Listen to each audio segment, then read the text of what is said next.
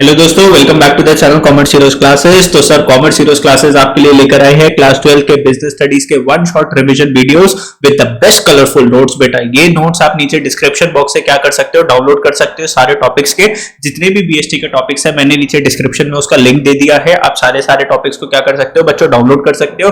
और नीचे सारी के सारे चैप्टर्स का फाइनेंशियल मैनेजमेंट ले लो, फाइनेंशियल मार्केट ले लो, नीचे डिस्क्रिप्शन में लिंक है, वहां से आप क्या कर सकते हो, सारी अपनी वीडियोस को खत्म कर सकते हो। वन आवर के अंदर मैंने सारे टॉपिक्स को, एक एक घंटा लगेगा एक एक चैप्टर के अंदर, और मैंने 100% सारा का सारा एक भी टॉपिक मैंने स्किप नहीं करवाया। जनरली अगर आप देखोगे तो क्या होता है कि फटाफट टीचर्स रिवाइज करवाने में ना कुछ क्रूशियल टॉपिक्स को छोड़ देते हैं, लेकिन ऐसा नहीं है। 100% कवरेज मिलेगी आपको वीडियोस की। और नीचे डिस्क्रिप्शन बॉक्स में नोट्स है, उनको डाउनलोड करके देखो, आपको डिफरेंस पता चलेगा कि कॉमर्स हीरोज क्लासेस ने कितनी ज्यादा मेहनत कर रखी है आप लोगों के लिए नोट्स बनाने के लिए। ठीक है, अच्छे से आपको वीडियो को देखना है। वीडियो अगर अच्छी लगती है तो लाइक करना है, दोस्तों के साथ शेयर करना है, और चैनल को सब्सक्राइब भी करना है, बिकॉज कॉलेज के भी हम बहुत सारे सब्जेक्ट्स को आप लोगों को पढ़ाते हैं। ठीक है दोस्तों, तो ध्यान से देखो इस वाली वीडियो को। ओके, ठीक है, चलो स्टार्ट करते हैं प्रिंसिपल्स ऑफ मैनेजमेंट के साथ। देखो सबसे पहले अगर हम बात करें तो प्रिंसिपल्स ऑफ मैनेजमेंट के क्या आ जाएंगे, फीचर्स। पहले हम क्या पढ़ रहे हैं, प्रिंसिपल्स ऑफ मैनेजमेंट के पढ़ेंगे हम लोग फीचर्स। क्या होते हैं प्रिंसिपल्स ऑफ मैनेजमेंट के फीचर्स, फटाफट से देखो, फोकस करो स्क्रीन के ऊपर। भाई प्रिंसिपल्स ऑफ मैनेजमेंट, कोई भी आप बिजनेस करते हो, ठीक है, और कोई भी अगर हम बात करते हैं मैनेजमेंट, तो मैनेजमेंट के अपने कुछ प्रिंसिपल्स होते हैं ना, असूल। प्रिंसिपल का मतलब क्या होता है, असूल्स।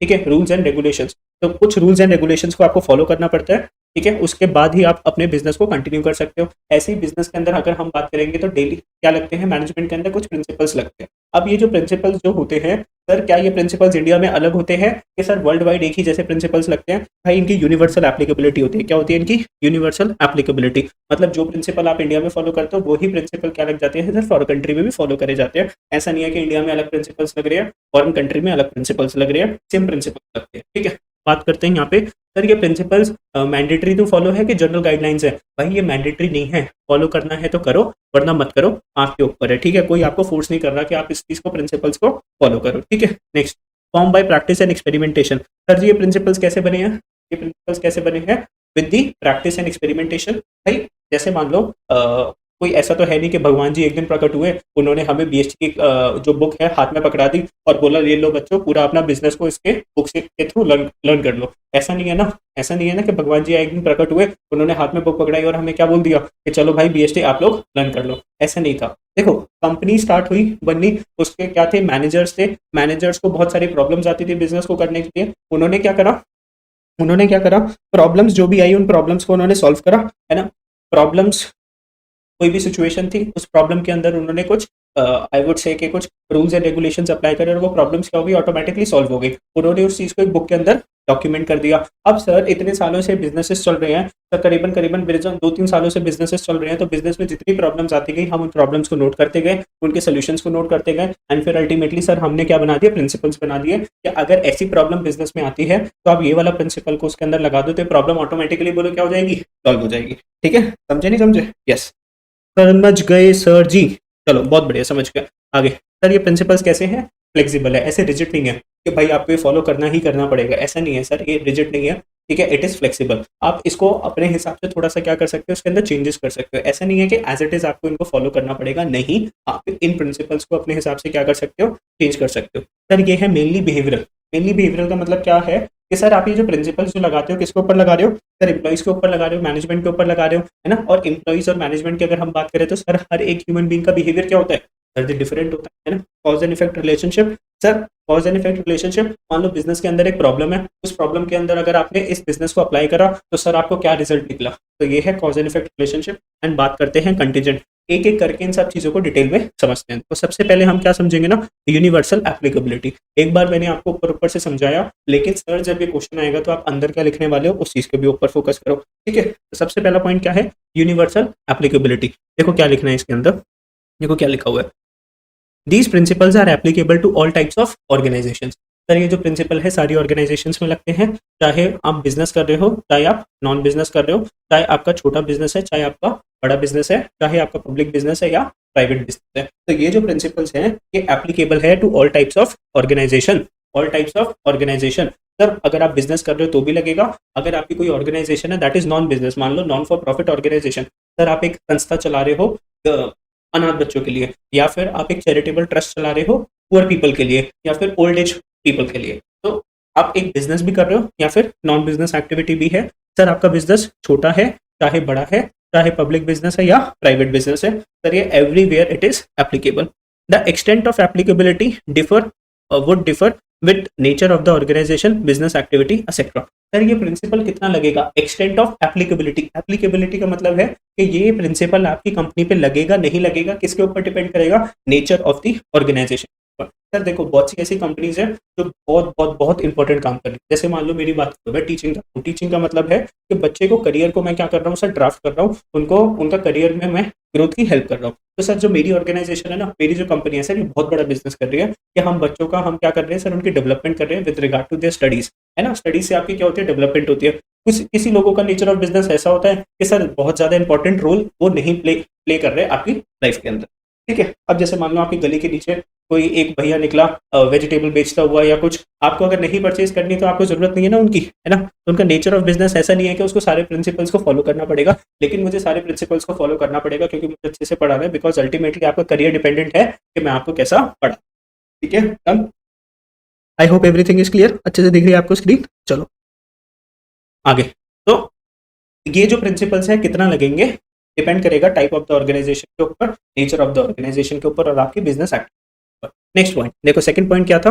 General guidelines. सेकंड पॉइंट क्या था? General guidelines. तो जनरल गाइडलाइंस में देखो क्या लिखना है? Helps in successful management, helps in successful management. Don't give readymade or straight jacket solution to managerial, don't give readymade or straight jacket solution to managerial problem because business situations are complex and dynamic, need to be adjusted modified according to the situations. भाई ऐसा नहीं है कि आपने बोला कि sir आप मेरे पास आए, मान लो आपके बिजनेस के अंदर एक प्रॉब्लम थी, आप मेरे पास आए, आपने क्या बोला? सर मेरे बिजनेस के अंदर ऐसी ऐसी प्रॉब्लम आ रही है, तो प्लीज आप मेरी प्रॉब्लम को सॉल्व करो। भाई मैं तेरे को क्या बता दूंगा ना, एक प्रॉब्लम का सोल्यूशन दे दूंगा, मैं प्रॉब्लम को क्या दे दूंगा? आपको सोल्यूशन दे दूंगा, लेकिन ऐसा नहीं है कि वो 100% आपके ऑर्गेनाइजेशन के अंदर काम करेगी। सर आपको उसको अपने हिसाब से थोड़ा बहुत क्या करना पड़ेगा? चेंज करना पड़ेगा। जैसे मान लो आप एक सूट खरीदने के लिए गए हैं ना, एक सूट परचेज करने के लिए, पार्टी वेयर सूट परचेज करने के लिए गए। अब कुछ कुछ सूट्स तो ऐसे होते हैं कि सर एकदम फिटिंग के मिल जाते हैं, है ना, रेडीमेड सूट्स जिसको आप बोलते हो। और कुछ ऐसे सूट्स होते हैं जिसका आप कपड़ा लेकर आते हो, फिर उसकी आप क्या करवाते हो? टेलर से स्टिचिंग करवाते हो, एंड फाइनली फिर उसको आप क्या करते हो? वेयर करते हो। अब जैसे ये जो प्रिंसिपल्स है ना, ये क्या है? इसको आपको अपने हिसाब से स्टिच करना पड़ेगा, अपने हिसाब से आपको इसको चेंज करना पड़ेगा अपनी ऑर्गेनाइजेशन के। समझे मेरी बात? नहीं समझे तो आपको इन प्रिंसिपल्स को चेंज करना पड़ेगा अपनी ऑर्गेनाइजेशन। आई है यस, आप समझे? ठीक है। तो हेल्प्स इन सक्सेसफुल मैनेजमेंट, ये जो प्रिंसिपल्स है किसमें हेल्प करते हैं? सक्सेसफुल मैनेजमेंट के अंदर। मैनेजमेंट को अगर आपको ग्रो करना है तो प्रिंसिपल्स को फॉलो करना पड़ेगा। और वैसे भी भाई लाइफ भी यही बोलती है कि अगर आप लाइफ के अंदर कुछ प्रिंसिपल्स को फॉलो करते हो, सुबह जल्दी उठते हो, रात को टाइम से सो जाते हो, मेहनत करते हो, तो अल्टीमेटली आप एक सक्सेसफुल क्या बन जाते हो? पर्सन बन जाते हो। अगर आप कुछ ऐसा नहीं कर रहे सर, अनसक्सेसफुल। ठीक है, तो ऐसे ही बोल रखा है प्रिंसिपल्स का भी कि प्रिंसिपल्स को अगर आप फॉलो करोगे तो helps in successful management. Don't give readymade or straight jacket solution. ऐसा नहीं है कि मैंने सिर्फ आपको प्रिंसिपल का सोल्यूशन दिया और आपको सोल्यूशन मिल जाएगा, है ना। रेडीमेड सोल्यूशन नहीं देगा वो आपको, because business situation is complex. Business की सिचुएशंस क्या है भाई दोस्तों? कॉम्प्लेक्स है, डायनेमिक है, चेंज करती है according to the circumstances, they need to be adjusted modified according to the circumstance. इन सिचुएशंस को आपको चेंज करना पड़ेगा अकॉर्डिंग टू द सर्कमस्टांसेस, ठीक है। यस, आगे पॉइंट नंबर 3 देखो। पॉइंट नंबर 3 में क्या लिखा है? Form by practice and experimentation. Formed by practice and experimentation, form by practice and experimentation. देखो क्या लिखना है इस वाले पॉइंट के अंदर? Management principles are derive from observation. ये जो प्रिंसिपल्स है किससे बनी? ऑब्जर्वेशंस के साथ। सर बहुत सालों की अगर हम बात करें तो कंपनीज तो बहुत सालों से चलती आ रही है सर। उसके अंदर मैनेजर्स थे, कंपनीज के अंदर प्रॉब्लम्स आती थी, मैनेजर्स उस प्रॉब्लम का सोल्यूशन निकालते थे, एंड अल्टीमेटली उस प्रॉब्लम्स के क्या बन गए सर? कुछ प्रिंसिपल्स बन गए कि ये प्रॉब्लम्स क्यों आती हैं तो इनको आप कैसे सॉल्व कर सकते हो। इसके हमने क्या बना दिए सर? प्रिंसिपल्स बना दिए, जो आप लोग इस चैप्टर के अंदर क्या करोगे? पढ़ोगे फर्दर, ठीक है। तो management principles are derived from observation, analysis of event and situation. तो बिजनेस में कुछ ऐसी सिचुएशन आ गई जिसमें लोग बाग क्या हो गए? बिजनेसेस फंस गए, लॉसेस हो गए, लेकिन उन लॉसेस से निकले, उन सिचुएशन से निकले सर। लेकिन ऐसे कौन सी चीजें थी, कौन से प्रिंसिपल से जिससे वो निकले? ठीक है। Which managers face in actual practice while working as a manager. तो डेली लाइफ प्रॉब्लम्स जो कि मैनेजर्स क्या करते हैं? सर फेस करते हैं इन देयर एक्चुअल प्रैक्टिस। मतलब डेली मैनेजर क्या करता है सर, काम करता है, प्रैक्टिस करता है ना, और वो क्या सिचुएशंस फेस करता है डेली, कुछ ना कुछ ऊपर नीचे हो जाता है ना, एंड वो उससे कैसे निकल के आता है, प्रॉब्लम्स आ गई लाइफ के अंदर, मैनेजर कंपनी को कैसे निकाल के लाया उस प्रॉब्लम के साथ। ठीक है, चलो नेक्स्ट पॉइंट नंबर 4 की अगर हम बात करते हैं, देखो क्या लिखा हुआ है 1 2 3 4। ये प्रिंसिपल कैसे है दोस्तों, फ्लेक्सिबल। प्रिंसिपल कैसे है, फ्लेक्सिबल। क्या मतलब होता है देखो फ्लेक्सिबल का, principles of management aren't rigid prescriptions. ऐसा नहीं है कि सामने वाले ने बोल दिया तो आपको इसको फॉलो करना ही करना है, and don't have to be followed absolutely, मतलब 100% आपको इसको फॉलो करने की जरूरत नहीं है। आप उसको चेंज कर सकते हो according to your business circumstances. तो आप अपने बिजनेस के सर्कमस्टेंसेस को इसको क्या कर सकते हो दोस्तों, चेंज कर सकते हो एट द मैनेजर्स डिस्क्रिशन। तो आप लोग मैनेजर हो, अपनी मर्जी के हिसाब से इस प्रिंसिपल को क्या कर सकते हो, चेंज कर सकते हो। तो समझ में आया, आया, यस, चलो बहुत ही बढ़िया, आगे चलते हैं। Point number 5, mainly behavioural. क्या लिखा हुआ है, मेनली बिहेवियरल। ठीक है, चलो सर, मेनली बिहेवियरल में क्या लिखा हुआ है, they aim at influencing the behaviour of human being. भाई ये जो प्रिंसिपल्स हैं बने हुए हैं किसके लिए बने हुए हैं, ह्यूमन बींग्स के लिए। देखो मैनेजमेंट का क्या काम है, मैनेजर्स का क्या काम है, एम्प्लॉइज को कंट्रोल करना, है ना, एम्प्लॉइज को मोटिवेट करना, एम्प्लॉइज को सुपरवाइज करना। आपके अंदर मैनेजर के अंदर लीडरशिप की क्वालिटी होनी चाहिए, है ना। वो वर्कर्स को क्या करता है, इन्फ्लुएंस करता है कि भाई तू गलत डायरेक्शन में काम कर रहा है, आपको अपने डायरेक्शन को क्या करना पड़ेगा, चेंज करना पड़ेगा, आपको अपने बिहेवियर को चेंज करना पड़ेगा, थोड़ी मेहनत करनी पड़ेगी, लंबे समय तक काम करना पड़ेगा, है ना, ऐसा होता है। तो they aim at influencing the behaviour of human beings. जो प्रिंसिपल्स ऑफ मैनेजमेंट है, प्रिंसिपल्स हमने किसके लिए बनाए हैं ना, एम्प्लॉइज के लिए, कि भाई हमारी ऑर्गेनाइजेशन का प्रिंसिपल है कि आपको सुबह 10 बजे रिपोर्ट करना है, आपको फॉर्मल यूनिफॉर्म के अंदर आना है, शर्ट और पैंट पहन के आना है, टाई पहन के आना है। Principles relates two things also but more emphasis on human behaviour. अब भाई हमने जो प्रिंसिपल्स बना रखा है चीजों के लिए भी बना रखा है। जैसे मान लो आप मेरी कंपनी में काम करते हो, मेरी कंपनी ने आपको एक लैपटॉप दे रखा है, अब पता चला आप उस लैपटॉप को बहुत रफ एंड टफ यूज करते हो, उस लैपटॉप को आप बहुत ज्यादा रफ एंड टफ यूज करते हो, बहुत ज्यादा आई वुड से कि क्या करते हो उसकी, जैसे कीज को यूज करते हो तो बहुत तेज पटकते हो, बहुत तेज रखते हो। तो भाई इसके लिए भी तो प्रिंसिपल होना चाहिए ना। तो प्रिंसिपल्स थिंग्स के लिए भी होते हैं और प्रिंसिपल ह्यूमंस के लिए भी होते हैं, लेकिन मेनली जो प्रिंसिपल्स बने हुए हैं किसके लिए बने हुए हैं, ह्यूमन बिहेवियर के लिए। ठीक है, yes. Better understanding of relationship of human resources to other material resources. तो हमें रिलेशनशिप बनाना पड़ेगा ह्यूमन रिसोर्सेज का विद दी मटेरियल रिसोर्सेज, कि आप कंपनी के फर्नीचर को कैसे यूज करने वाले हो, आप कंपनी के और फिजिकल रिसोर्सेज को जैसे लैपटॉप को कैसे इस्तेमाल करोगे। ठीक है, आपको उसको रफ एंड टफ यूज नहीं करना, प्रॉपर केयर करनी है। अगर आपने नहीं करा तो कंपनी आपके ऊपर हैवी पनिशमेंट भी दे सकती है, आपके ऊपर पेनल्टी लगा सकती है, आपकी सैलरीज को क्या कर सकती है, डिडक्ट कर सकती है। ठीक है, यस सर, समझ में आ गया, यस। चलो next point, cause and effect relationship. Cause and effect relationship, तो क्या लिखा हुआ है देखो, tell us if a particular principle is applied in a particular situation.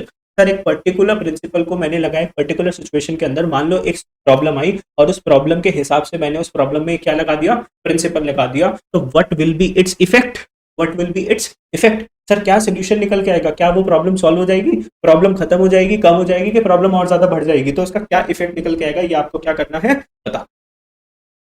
ठीक है, cause and effect relationship. There was a cause, cause मतलब there was a problem, उस प्रॉब्लम के अंदर जब हमने उस प्रिंसिपल को लगाया तो what was the effect.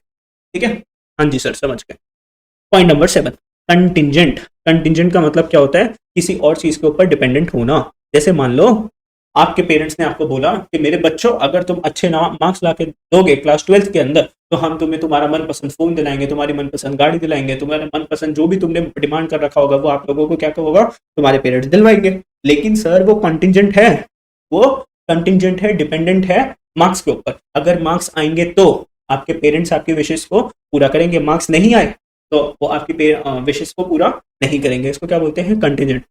Application of management principle is contingent और डिपेंडेंट अपॉन सिचुएशन। सर मैंने आपको एक प्रिंसिपल लगाया, बोला, आप बोलते हो कि सर आपने मेरे को बोला कि सर मेरे जो कंपनी के जो एम्प्लॉइज है ना वो टाइम पे नहीं आते, तो मैंने तेरे को एक रूल बताया, एक प्रिंसिपल बताया कि कैसे तू इन चीज़ों को कंट्रोल कर सकता है। ठीक है, लेकिन हो सकता है कि मैंने वो जो प्रिंसिपल जो बताया हो मैंने अपने नजरिए से बता रखा हो, अपने एक्सपीरियंस से बता रखा हो, लेकिन तेरी कंपनी के अंदर कोई दूसरी ही प्रॉब्लम चल रही है। मान ले मेरी कंपनी के अंदर एम्प्लॉय इसलिए नहीं आता था, इसलिए लेट आता था क्योंकि मेरी कंपनी जो है ना सिटी से बहुत दूर थी, मतलब बहुत ज्यादा दूर पड़ती थी, तो एम्प्लॉय का ट्रैवलिंग टाइम बहुत ज्यादा लगता था, इसलिए लेट आता था। तेरी कंपनी में एम्प्लॉय इसलिए, मान लो आपकी कंपनी में एम्प्लॉय इसलिए लेट आ रहा है क्योंकि आपका वर्किंग कंडीशन अच्छा नहीं है, आपने अच्छा इंफ्रास्ट्रक्चर प्रोवाइड नहीं कर रखा, आपके ऑफिस में एसी नहीं है। ठीक है, वर्कर्स आप वर्कर्स के काम में बहुत ज्यादा टांग अड़ाते हो, या वर्कर्स को आपकी कंपनी अच्छी नहीं लगती। तो देखो, एम्प्लॉइज का लेट आने का आपकी कंपनी में एक डिफरेंट रीजन है, मेरी कंपनी में लेट आने का एम्प्लॉइज का एक डिफरेंट रीजन है। ठीक है, तो आपको सिचुएशन के हिसाब से, सर्कमस्टांसेस के हिसाब से अपने प्रिंसिपल्स को चेंज करना पड़ेगा। Principles need to be modified as per the circumstances. देखो ना, अब मैंने आपको एक प्रिंसिपल दिया, लेकिन आपकी जो प्रॉब्लम की जो सिचुएशन थी वो अलग थी, तो आपको उस प्रॉब्लम को अपने हिसाब से क्या करना पड़ेगा, उस प्रिंसिपल को अपने हिसाब से चेंज करना पड़ेगा, एंड फाइनली फिर आपको क्या मिलेगा, सोल्यूशन मिलेगा। ठीक है, तो ये एक पहला टॉपिक खत्म हुआ, जिसको हम बोलेंगे features of principles of management. इसको आप लर्न कर सकते हो पबजी के।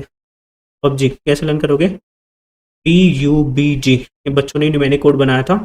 पी से क्या हो जाएगा आप लोगों का, from by practice and experimentation. P से क्या आ जाएगा, प्रैक्टिस एंड एक्सपेरिमेंटेशन। यू से क्या आ जाएगा, यूनिवर्सल एप्लीकेबिलिटी। यू से यूनिवर्सल एप्लीकेबिलिटी। पी से क्या आ जाएगा, प्रैक्टिस एंड एक्सपेरिमेंटेशन। बी से क्या आ जाएगा, बिहेवियरल, मेनली बिहेवियरल। डी से क्या आ जाएगा, जनरल गाइडलाइंस। ठीक है, तो पबजी इज फ्लेक्सिबल। पबजी खेलना क्या है, फ्लेक्सिबल। आज हमें अपना मोबाइल मिल चुका है, तो जब मर्जी हम उसको खेल चुके हैं। एंड एक पॉइंट बचा आपका क्या, कॉज एंड इफेक्ट रिलेशनशिप, और एक आपका क्या बचेगा, कंटिजेंट। तो cause and effect relationship and contingent. तो पबजी से तो 4 पॉइंट लर्न हो जाएगा, फिर एक बचेगा आपके पास फ्लेक्सिबल, एक बचेगा कॉज एंड इफेक्ट रिलेशनशिप, और एक आपका क्या बचेगा, कंटिजेंट। ठीक है, तो सारे features of principles of management मैंने आपको एक्सप्लेन करेंगे, क्या थे फीचर्स। ठीक है, कोई डाउट है तो पूछो मेरे से, कोई डाउट है तो पूछो, वेट कर रहा हूँ। If there is any doubt ask मी।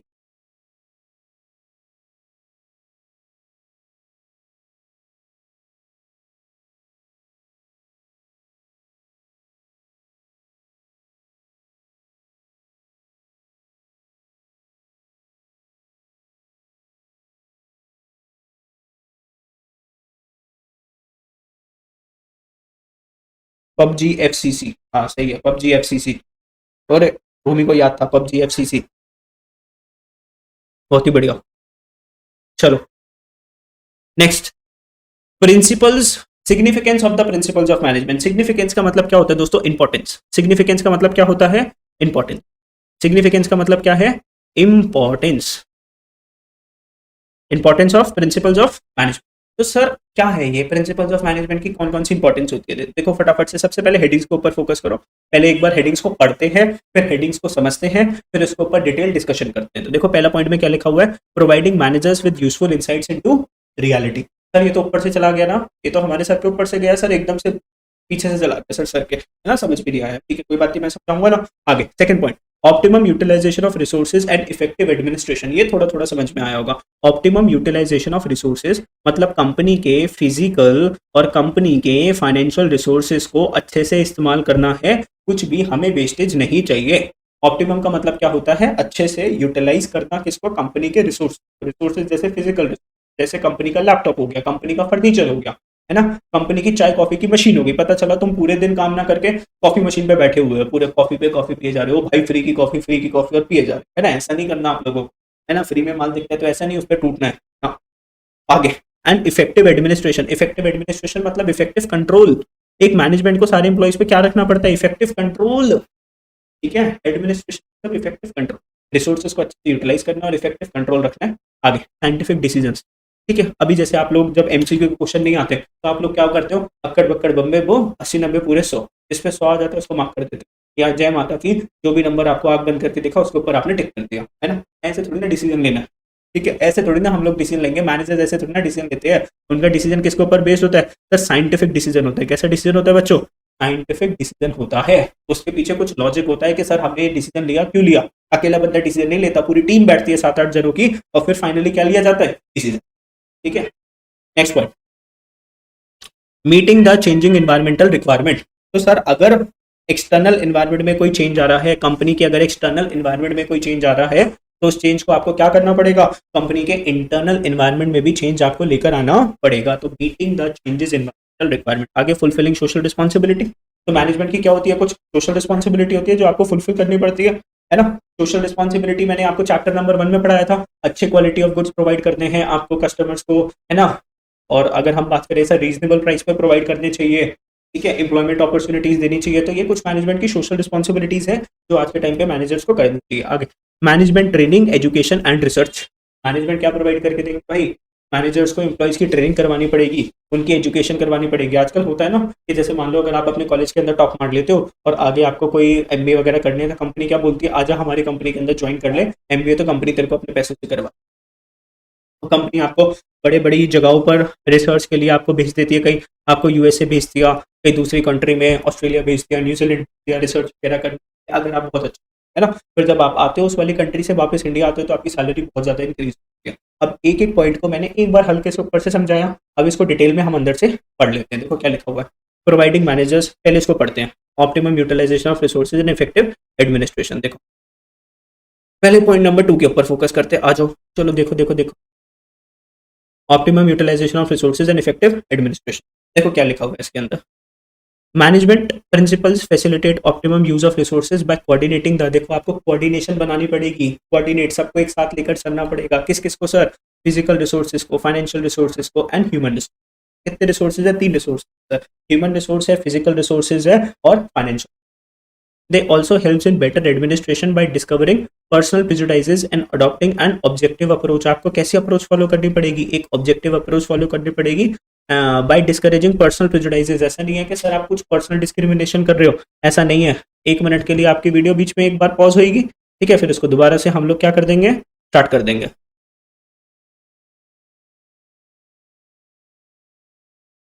चलो, तो आपको कैसी अप्रोच रखनी पड़ेगी, एक ऑब्जेक्टिव अप्रोच रखनी पड़ेगी। कैसी अप्रोच रखनी पड़ेगी, एक ऑब्जेक्टिव अप्रोच रखनी पड़ेगी। आपको पर्सनल प्रेजुडाइजेस नहीं करने कि आप पर्सनल डिस्क्रिमिनेशन कर रहे हो। मतलब एक एम्प्लॉय को तो बहुत अच्छा लैपटॉप दे दिया, दूसरे एम्प्लॉय को एक बेकार लैपटॉप दे दिया और फिर दोनों का कंपटीशन करवा रहे हो, कौन जल्दी काम करेगा। एक बंदे के पास स्लो लैपटॉप है, एक बंदे के पास फास्ट लैपटॉप है, तो कैसी चीज है ना। तो it also helps in better administration by discouraging, खत्म करना है personal discrimination and adopting an objective approach. हमारी ऑब्जेक्टिव अप्रोच क्या है कि हमारे सारे एम्प्लॉयज के पास अच्छे टेक्निकल गैजेट्स होने चाहिए ताकि वो अच्छे से क्या कर पाए, काम कर पाए और कंपनी के गोल्स एंड ऑब्जेक्टिव्स को अचीव कर। ठीक है सर जी, हमें समझ में आ गया, बहुत ही बढ़िया। आगे नेक्स्ट पॉइंट, खाना पीना खा लिया आप लोगों ने, हाँ जी, डिनर कर लिया। डिनर करने के बाद क्लास को देखते हो कि डिनर क्लास के बाद करते हो, क्या करते हो बोलो। समर्थ, हाय समर्थ, हाय। चलो जी, आई होप आप सबने डिनर कर लिया ना। चलो, scientific decision, decision based on management principle tend to be more realistic. अगर सोच समझ के डिसीजन लेते हो तो ये डिसीजन और क्या होते हैं, रियलिस्टिक होते हैं, बैलेंस्ड होते हैं। ऐसा नहीं है कि किसी बच्चे ने डिसीजन ले लिया, free from personal bias. Personal bias का मतलब क्या होता है, एक एक जने की तरफदारी करना, तो ऐसा मत करना। पर्सनल बायस का मतलब क्या होता है, जैसे मान लो बहन भाई की लड़ाई हो गई, ठीक है, हमेशा मम्मी किसको गालियां देती है, भाई को गालियां देती है, क्यों, क्योंकि बहन तो कभी गलतियां करती नहीं है ना। ये मम्मी का मानना होता है, किसका मानना होता है, मम्मी को ऐसा लगता है कि बहनें तो कभी गलतियां नहीं करती, गलतियां हमेशा कौन करते हैं, भाई करते हैं, है ना। ये क्या है, पर्सनल बायसनेस। ये क्या है, पर्सनल बायसनेस। मम्मी तरफदारी किसकी लेती है, बहन की लेती है, और भाई को डांट पड़ जाती है। चलो आगे, तो ऐसा डिसीजन नहीं लेना, हमें साइंटिफिक डिसीजन लेना है कि कभी बहन भी तो गलत हो सकती है ना, भाई तो हमेशा गलत नहीं होगा। चलो आगे, पॉइंट नंबर 4, पॉइंट नंबर 4 देखो, पॉइंट नंबर 4 के ऊपर फोकस करते हैं, meeting the changing environmental requirement. तो बिजनेस के एक्सटर्नल इन्वायरमेंट के अंदर बताओ क्या आ रहा है, चेंज आ रहा है। एक्सटर्नल इन्वायरमेंट में चेंज आ रहा है तो मैनेजर की क्या रिस्पॉन्सिबिलिटी है कि कंपनी के भी इन्वायरमेंट को हम चेंज करेंगे। तो management principles provide an effective and dynamic leadership and helps in organisation to implement the changes. तो अगर आपके अंदर लीडरशिप की क्वालिटीज बहुत अच्छी है, अगर आप अपने इंप्लॉइज को मोटिवेट कर सकते हो बहुत अच्छी, तो आप इंप्लॉइज को क्या कर दोगे, चेंजेस कर दोगे, है ना। तो एम्प्लॉय आपकी बात सुनेंगे एंड आपके हिसाब से वो क्या करेंगे, चेंज करेंगे। मान लो अब जैसे मेरे सारे जो स्टूडेंट है मेरी बहुत ज्यादा रिस्पेक्ट करते हैं, तो इन बच्चों को जो भी मैं बोल देता हूँ वो फटाफट से क्या कर देते हैं, मान देते हैं। जब मैं इनको टेस्ट का बोल देता हूँ तो बेचारे मेरे को आके क्या दे देते हैं, टेस्ट दे देते हैं, क्योंकि मैं एक बहुत अच्छा क्या हूँ, लीडर हूँ। ठीक है, आगे फुलफिलिंग सोशल रिस्पॉन्सिबिलिटीज। क्या फुलफिल करनी है, सोशल रिस्पॉन्सिबिलिटी। मैं कर रहा हूँ ना सोशल रिस्पॉन्सिबिलिटी फुलफिल, है ना। हर एक बिजनेस की सोशल रिस्पॉन्सिबिलिटी होती है जो उसको फुलफिल करनी होती है, अच्छी अच्छी सर्विसेज देनी है, अच्छे गुड्स प्रोवाइड करने हैं। ठीक है, तो the principles of management not only helps in achieving organisational goals. अगर ऐसा देखो, ऑर्गेनाइजेशन गोल क्या है, देखो मेरी कंपनी है, मेरी कंपनी का गोल क्या होगा कि मैं ज्यादा से ज्यादा स्टूडेंट्स को पढ़ाऊं और ज्यादा से ज्यादा क्या करूं, प्रॉफिट्स को अर्न करूं, है ना। हर किसी का गोल तो होता है ना। But also guide managers in performing social responsibilities. लेकिन पैसा कमाने के चक्कर में आप अपनी सोशल रिस्पॉन्सिबिलिटीज को मत भूल जाओ, ठीक है। बिकॉज बिजनेस यूज करता है सोसाइटी के रिसोर्सेज को, तो हमें सोसाइटी को कुछ देना भी पड़ेगा, है ना। yes. आगे आगे देखते हैं, देखो क्या लिखा हुआ है next, management training education and research. Management की training, education and research. Management principles are helpful in identifying the areas in which existing and future managers should be trained। तो मैनेजर्स को पता होना चाहिए कि हमारे एम्प्लॉइज के अंदर कहाँ कहाँ पर प्रॉब्लम्स हैं, हमारे एम्प्लॉइज क्यों अपने टारगेट्स को अचीव नहीं कर पाते। इसके बारे में किसको पता होना चाहिए? मैनेजर को, क्योंकि मैनेजर के पास तो बहुत सारा एक्सपीरियंस होता है। अब सर अगर हमें एम्प्लॉइज के वीक एरियाज के बारे में पता चल गया तो हम जो मैनेज एम्प्लॉय की जो ट्रेनिंग जो करवाएंगे क्यों कौन से एरियाज में करवाएंगे जहाँ पे वो वीक है ना। तो management principles are helpful in identifying areas in which existing and future manager should be trained. सबसे पहले एरिया को तो आइडेंटिफाई कर लो कि कहाँ पे आपका एम्प्लॉय वीक है, फिर उसकी वहां पे क्या करवा देना, ट्रेनिंग करवा। They also provide the basis for future growth. ये क्या है, अगर प्रॉपर एम्प्लॉय की ट्रेनिंग होती रहेगी तो एम्प्लॉय की क्या होगी ना, ग्रोथ होगी। जैसे आप लोग मान लो जितने साल आप लोग पढ़ाई में इन्वेस्ट करोगे, जितना आप लोग पढ़ते रहोगे, उतनी ज्यादा आपकी लाइफ में क्या होगी बच्चों, ग्रोथ होगी, है ना। अब एक लास्ट पॉइंट बचा हमारा, providing managers with useful insights into reality. देखो क्या लिखा हुआ है इसके अंदर, providing managers with useful insights into reality. Insights का मतलब क्या होता है? इनसाइट्स का मतलब क्या होता है? अंदर की बातें, खुफिया बातें, सीक्रेट बातें। जैसे तुम लोग मेरे साथ अपने सीक्रेट शेयर करते हो ना, सारे तुम लोग मेरे को अपने सीक्रेट्स बताते हो, ठीक है। तो अब मेरे को इतना सारा एक्सपीरियंस हो चुका है, इतने टाइम से मैं आप लोगों को बता रहा हूँ, तो मुझे आपकी सारी अंदर की बातें पता होती है। तो प्रोवाइडिंग मैनेजर्स विद, देखो ना, आप एक कंपनी के अंदर काम कर रहे हो, ठीक है। जब आप फर्स्ट डे जाते हो तो कुछ बातें पता चलती है, सेकंड डे और बातें पता चलती है, 2-4 महीने के अंदर और मतलब आप एक्सपीरियंस आता है, कंपनी के अच्छे बुरे के बारे में पता चलता है। 6-7-8 महीने, 10 महीने, 11 महीने आपको हो गए, 2 साल, 5 साल, 10 साल, 20-25 साल। अब देखो आप जब मैनेजर जब बनते हो तो मैनेजर कब बनते हो आप? जब अच्छा खासा आपको एक टाइम पीरियड हो जाता है कंपनी के अंदर, 4-5 साल हो गए आपको कंपनी के अंदर काम करते हुए, आपने आपको कंपनी के बारे में ऊपर से लेकर नीचे तक सब कुछ पता है, तो आप क्या बन जाते हो फिर? कंपनी के मैनेजर बन जाते हो। अब कोई बंदा मैनेजर कब बनता है? जब उसको कंपनी की अंदर की बातें पता होती हैं कि अगर कंपनी में ये प्रॉब्लम आ जाती है ना, तो उस प्रॉब्लम से कैसे बाहर निकला जाए। दूसरी प्रॉब्लम आ गई तो उससे कैसे बाहर निकला जाए, क्योंकि ये कैसे सीख जाता है एक मैनेजर? एक्सपीरियंस के साथ। कैसे सीख जाता है? With experience. एक मैनेजर के पास क्या होता है ना, एक्सपीरियंस, और उस एक्सपीरियंस से वो सीख जाता है। जब एक एम्प्लॉय के अंदर इतना ज्यादा एक्सपीरियंस आ जाता है तो कंपनी उसको क्या बना देती है? मैनेजर। तो management principle guides employees to take right decision at the right time. अब उस बंदे के पास इतना एक्सपीरियंस है, उसको पता है कौन से टाइम पे, किस टाइम पे हमें कौन सा डिसीजन लेना है, by improving their knowledge, ability and understanding. क्योंकि उसके पास प्रॉपर क्या आ चुकी है, नॉलेज आ चुकी है। अब वो पूरा एबल हो चुका है, एबल मतलब पूरा का पूरा वो तैयार हो चुका है बिजनेस को संभालने के लिए। पूरी अंडरस्टैंडिंग है उसके दिमाग के अंदर बिजनेस के बारे में, of various managerial situations and the circumstances. तो सारी मैनेजरियल सिचुएशंस एंड सर्कमस्टेंसेस के बारे में वो अच्छे से जानता है, पहचानता है, बिजनेस को समझता है। तो इसी के साथ आपका टॉपिक खत्म होता है। कौन सा टॉपिक? बोलो जल्दी से। Significance of the principles of management. फटाफट से इसको, अगर जो लर्न करने वाले बच्चे हैं, फटाफट से हेडिंग्स को 1 मिनट के अंदर लर्न कर लो। कोई डाउट है तो मेरे से पूछ लो, चैट बॉक्स में मैं देख ही रहा हूँ आपको। बच्चे बहुत शैतान है, बच्चे देखते नहीं है, पढ़ाई करनी नहीं है इनको। वीडियो पसंद आ रही है तो आपको क्या करना है पता है? और भी जो बच्चे हैं जिनके एग्जाम्स हैं उनके साथ इस वीडियो को क्या करना है, आप लोगों को शेयर करना है, ठीक है। जितने ज्यादा बच्चे वीडियो को देखेंगे उतना ज्यादा आप लोगों को क्या मिलेगा ना, आशीर्वाद मिलेगा माता रानी, क्योंकि तुम लोगों ने उनकी एग्जामिनेशन में हेल्प कर रहे हो ना। देखो एग्जाम में चीटिंग करवाने का अच्छा क्या है, दोस्तों को पहले ही बोल दो कि भाई तू एग्जाम के लिए प्रिपेयर होकर जा। पता चले अगर चीटिंग का मौका नहीं मिला तो कैसे पास होएगा? चीटिंग वैसे भी नहीं करनी चाहिए। मैं आपको क्लासेस प्रोवाइड कर रहा हूँ, अच्छे से पढ़ो, ठीक है। अपने साथ के दोस्तों को भी बोलो कि भाई तुम भी पढ़ो। तुम क्यों नहीं पढ़ रहे? हमारे सर जब पढ़ाने के लिए आ रहे थे तुम लोग क्यों नहीं पढ़ रहे? सर मेहनत कर सकते हैं लेकिन तुमसे मेहनत नहीं होगी, है ना। हाँ बाबा ना, हमसे तो मेहनत नहीं होगी ना। सर आप ही मेहनत कर दो, हमारा एग्जाम आप ही लिख के आना। यस, चलो जी, हम तो मेहनत करने को तैयार हैं। आपको देखो, अब देखो हमें पढ़ने हैं 14 प्रिंसिपल्स ऑफ फ्यूल। किसके प्रिंसिपल्स पढ़ने हैं? 14 प्रिंसिपल्स ऑफ फ्यूल। फ्यूल के 14 प्रिंसिपल्स पढ़ने हैं भाई साहब, 14 प्रिंसिपल्स है, 14। और तुम यकीन मानोगे, ये 14 प्रिंसिपल्स अगर आप अपनी बुक खोल के देखोगे ना, एनसीईआरटी बुक, करीबन करीबन 5-6 पेजेस के अंदर गिवन है। कितने पेजेस के अंदर गिवन है सर? कम से कम 5-6 पेजेस के अंदर गिवन है फ्यूल के 14 प्रिंसिपल्स। और मैंने कितने पेज में बना दिए सारे प्रिंसिपल? जल्दी से देखो एक बार, कितने पेज पे लिखे हैं प्रिंसिपल्स? सर एक पेज के अंदर मैंने सारे के सारे प्रिंसिपल्स लिख दिए, है ना। चलो तो फटाफट से डिस्कस कर लेते हैं सारे प्रिंसिपल्स। देखो जल्दी से क्या लिखा हुआ है। तो ये फ्यूल है, फ्यूल कौन है? Henry fuel. हेनरी फ्यूल ने क्या बना रखे हैं? अपने 14 प्रिंसिपल्स बना रखे हैं। इन प्रिंसिपल्स को आपको क्या करना चाहिए? अपनी ऑर्गेनाइजेशन के अंदर, अपनी कंपनी के अंदर आपको फॉलो करना चाहिए। तो 14 प्रिंसिपल्स तो आज हम सारे के सारे नहीं कंप्लीट करेंगे, लगभग आधे हम प्रिंसिपल्स कंप्लीट कर लेंगे कल वाली क्लास के अंदर। फिर हम इस पूरे चैप्टर को क्या कर देंगे? फिनिश कर देंगे, ठीक है। चलो देखो क्या लिखा हुआ है। सबसे पहला प्रिंसिपल लिखा हुआ है डिवीजन ऑफ वर्क। क्या लिखा हुआ है? Division of work.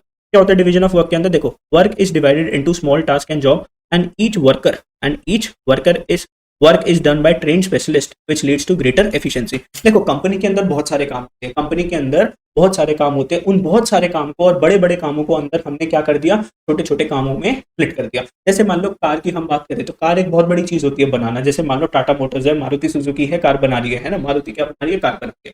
क्या पूरी की पूरी कार एक बार में बन जाती है? नहीं सर। सर उसका इंजन कहीं और बन रहा है, सर उसकी सीट्स कहीं और बन रही है, उसके टायर कहीं और प्रिपेयर हो रहा है, उसकी बॉडी कहीं और प्रिपेयर हो रही है, उसकी सीट्स कहीं और बन रही है, उसके जो ग्लासेस है कहीं और बन रहे हैं। फिर वो कंपनी के पास जाते हैं और वो उसको क्या करते हैं, असेंबल करते हैं, है ना। तो अगर हम कार की बात करें तो उन्होंने काम को क्या कर रखा है, डिवाइड कर रखा है। सर टायर बनवाएंगे एमआरएफ से, क्योंकि वो टायर बनाने में क्या है, स्पेशलिस्ट है। एमआरएफ के टायर बनाएंगे, सीएट के टायर बनाएंगे, अपोलो के टायर बनाएंगे। सर जो विंडशील्ड आगे की, उसके अंदर हम मान लो एआईएस एक कंपनी होती है। कौन सी कंपनी होती है? एआईएस। एआईएस की विंडशील्ड सबसे अच्छी होती है। तो मान लो कांच जो बनाएंगे आगे का गाड़ी का, वो एआईएस का बनवाएंगे। ठीक है। इंजन है, इंजन तो कंपनी खुद ही बनाएगी, मारुति वाला खुद ही अपना इंजन बनाएगी। सीट कवर्स है या जो म्यूजिक सिस्टम है, मान लो म्यूजिक सिस्टम हम सोनी कंपनी को दे देंगे या बोस कंपनी को दे देंगे कि भाई आप इस कार के लिए क्या बना दो, एक म्यूजिक सिस्टम बना दो। हमने क्या करा, बड़ी सी कार थी, उसके अंदर बहुत सारा काम था करने के लिए। हमने अलग अलग कंपनीज को क्या कर दिया, उस काम को डिवाइड कर दिया। उस काम से हमें क्या मिलेगी, specialisation. Because Sony music system बनाने में बहुत अच्छा है, एमआरएफ कंपनी टायर बनाने में बहुत अच्छी है, इंजन हम खुद अपना बहुत बढ़िया बना ही लेंगे। ठीक है। विंडशील्ड की बात करें तो हमने एआईएस कंपनी को बोल दिया। तो ऐसे ही आप बड़े काम को डिवाइड करोगे स्मॉल टास्क के अंदर। एक बड़े से काम को किस में डिवाइड करोगे, स्मॉल टास्क के अंदर। और each job is done by, हर एक काम कौन करेगा, एक ट्रेंड स्पेशलिस्ट करेगा। कौन करेगा, एक ट्रेंड स्पेशलिस्ट करेगा। जिससे क्या मिलेगी आपको, ग्रेटर एफिशिएंसी मिलेगी। क्या मिलेगी, ग्रेटर एफिशिएंसी। एफिशिएंसी का मतलब चैप्टर नंबर 1 में समझा दिया था, दोबारा से रिपीट नहीं करूंगा। जिसको भी एफिशिएंसी का मतलब जानना है, पहले वीडियो चैप्टर नंबर 1 को कंप्लीट करो। एफिशिएंसी मिलेगी और क्या मिलेगी उसको, काम में स्पेशलाइजेशन मिलेगी। इंक्रीज प्रोडक्टिविटी, प्रोडक्टिविटी क्या हो जाएगी, इंक्रीज हो जाएगी। कैसे सर? सर अगर मारुति कंपनी सारी काम करने लग गई, सर टायर भी बना रही है, इंजन भी बना रही है, सीट कवर्स भी बना रही है, विंडशील्ड भी बना रही है, तो क्या उसकी प्रोडक्शन कम होगी, नहीं होगी? हाँ जी sir. Sir number of engine कम बनेंगे, नहीं बनेंगे? सर बनेंगे ना, क्यों नहीं बनेंगे, नंबर ऑफ इंजन तो कम बनेंगे। तो अगर हमने काम को बांट लिया अलग अलग कंपनीज के हिसाब से, तो प्रोडक्टिविटी क्या हो जाएगी ना बच्चों, इंक्रीज हो जाएगी। नंबर ऑफ कार इंजन ज्यादा बना पाएगी Maruti. And reduction of unnecessary wastage and movements, unnecessary जो वेस्टेजेस है वो भी काम में खत्म हो जाएगी। बिकॉज काम कौन कर रहा है, स्पेशलाइज्ड ट्रेंड पीपल कर रहे हैं। कौन कर रहे हैं, स्पेशलिस्ट कर रहे हैं। तो वो वेस्टेज करेंगे, नहीं करेंगे? सर नहीं करेंगे ना सर, फिर स्पेशलिस्ट किस बात का, अगर लोगों ने वेस्टेज कर दी तो। आगे बात करते हैं। देखो पॉइंट नंबर 3 बहुत ज्यादा सिंपल है, सिंपल सिंपल पॉइंट्स को पढ़ा देता हूँ। पॉइंट नंबर 3 क्या बोलता है, डिसिप्लिन। आप जब बिजनेस में लगे हुए हो तो प्रॉपर आपको क्या फॉलो करना पड़ेगा ना, ऑर्गेनाइजेशन के अंदर प्रॉपर डिसिप्लिन। देखो it is the obedience, discipline में क्या लिखा है, इट इज द ओबीडियंस, कि आपको रिस्पेक्ट करनी पड़ेगी, फॉलो करना पड़ेगा किसको, ऑर्गेनाइजेशन रूल्स को। कौन फॉलो करेगा, सबऑर्डिनेट्स। सबऑर्डिनेट्स बोले तो employees. Discipline requires good supervisors at all level. Discipline के अंदर हमें कौन चाहिए, गुड सुपरवाइजर्स, अच्छे मैनेजर्स चाहिए हर एक लेवल के ऊपर, टॉप लेवल पर, मिडिल लेवल पर और सुपरवाइजरी लेवल पर।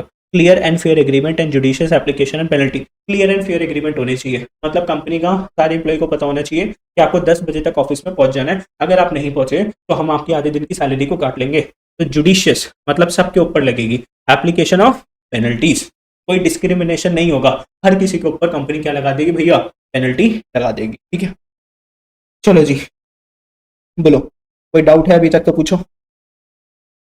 पूछो जी पूछो। I am waiting if there is any doubt. सारे बच्चे लगता है गायब हो चुके हैं।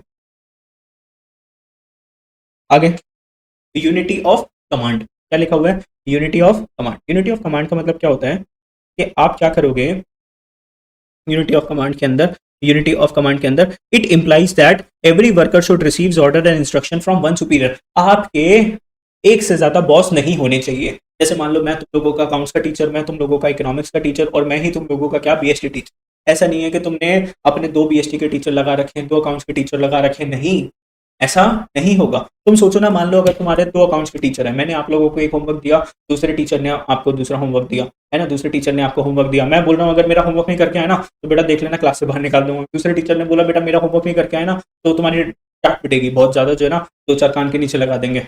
तो तुमने मेरा होमवर्क नहीं करा क्योंकि मैं तो तुम्हें क्लास से बाहर निकालने वाला, तुमने बोला कोई बात नहीं, क्लास के बाहर तो हम निकल जाएंगे। या फिर तुमने सोचा कि यार हमको दोनों का काम करना है, लेकिन आप बहुत ज्यादा फ्रस्ट्रेशन से हो गए कि सर एक्चुअल में फॉलो किसका करें। वो एक दूसरा टीचर भी धमका रहा है, वो वाला टीचर भी धमका रहा है, तो एम्प्लॉय अपने आप में क्या हो जाता है, कंफ्यूज हो जाता है कि एक्चुअल में बात हम किसकी फॉलो करें। तो हम बस इस प्रिंसिपल के थ्रू क्या बोलना चाहते हैं कि एक एम्प्लॉय के ऊपर बस एक ही कौन होना चाहिए, मैनेजर होना चाहिए। एक एम्प्लॉय के ऊपर, एक सबॉर्डिनेट के ऊपर एक ही सुपीरियर होना चाहिए। ऐसा नहीं है कि दो दो सुपीरियर से उस बंदे को क्या मिल रहे हैं, ऑर्डर्स मिल रहे हैं। वो बच्चा, वो एम्प्लॉय जो है ना, क्या हो जाएगा, कंफ्यूज हो जाएगा कि सर इसकी बात माने, है ना। चलो, तो it implies that every worker should receive orders and instructions from one superior only, otherwise it will create confusion। otherwise क्या हो जाएगी ना, confusion हो जाएगी, लड़ाइयाँ हो जाएंगी, disturbance हो जाएगी and overlapping of activities। ठीक है, चलो, यूनिटी ऑफ डायरेक्शन, सबको एक ही डायरेक्शन में काम करना है। ऐसा नहीं है प्रोडक्शन जो डिपार्टमेंट है वो अलग चल रहा है, सेल्स डिपार्टमेंट अलग परफॉर्म कर रहा है, अकाउंटिंग डिपार्टमेंट एक अलग ही उसकी भाई दुनिया चल रही है, वो अलग ही अकाउंटिंग करे जा रहा है। तो there should be unity of direction, you have to follow overall organisational goals. Company के एक ही पाथ पे आपको क्या करना पड़ेगा, काम करना पड़ेगा, है ना। ऐसा नहीं है कि सारे डिपार्टमेंट अपनी अपनी मर्जी से काम करे जा रहे हैं, नहीं, you have to follow only one direction, one objective, one mission and one vision, unity of direction. Each group of activities having the same objective must have one head and one plan. This ensures unity of direction and coordination. Each group of activities, मान लो हमने group बना रखा है sales department, कौन सा group बना रखा है सर, सेल्स का ग्रुप बना रखा है। ये ग्रुप क्या करता है सर, कंपनी के प्रोडक्ट की क्या करता है, सेल्स करवाता है। हैविंग द सेम ऑब्जेक्टिव, इस पूरे ग्रुप का क्या है, एक ही ऑब्जेक्टिव है। सेल्स डिपार्टमेंट का क्या ऑब्जेक्टिव है कि हमें ज्यादा से ज्यादा कंपनी के प्रोडक्ट्स को बेचना है। मस्ट हैव वन हेड, इन सारे लोगों का कौन होना चाहिए, एक ही हेड होना चाहिए, जिसको हम क्या बोलते हैं सर, फंक्शनल हेड बोलते हैं। क्या बोलते हैं, फंक्शनल हेड या फिर डिपार्टमेंट हेड, क्या बोलते हैं उसको, डिपार्टमेंट हेड। तो सेल्स डिपार्टमेंट के अंदर मान लो 10 लोग काम करते हैं, तो उनके ऊपर एक कौन होना चाहिए, सेल्स डिपार्टमेंट हेड मैनेजर होना चाहिए, और उन सबका एक ही प्लान होना चाहिए। This ensures unity of action. Unity of action का मतलब सारे एक ही डायरेक्शन में काम करेंगे एंड प्रॉपर क्या बना रहेगा उन लोगों के बीच में, प्रॉपर कोऑर्डिनेशन रहेगा। ठीक है, यस सर, यस, समझाया मैंने।